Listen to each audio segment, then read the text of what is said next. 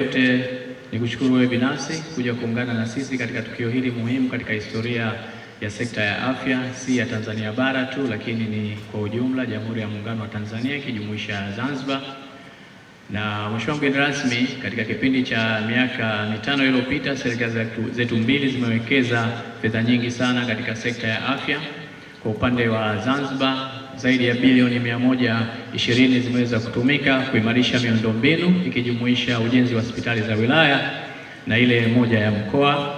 Lakini kwa kipindi cha miaka mitatu kuanzia mwaka 2026 tulionao na kuendelea, tunatarajia kutumia zaidi ya trilioni 1.016 katika kukamilisha mfumo wa rufaa na ujenzi wa miundombinu mingine ya sekta ya afya.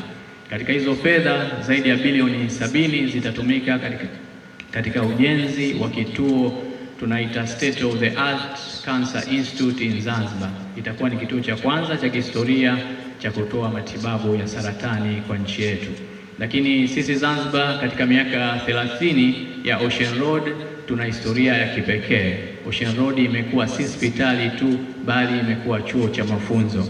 Hivi karibuni, kwa kuwa hatuna mashine za kisasa, wataalamu watatu wamemaliza masomo yao, tumewaleta Ocean Road, wanaendelea kupractice wakati sisi Zanzibar tukiendelea na taratibu za ujenzi.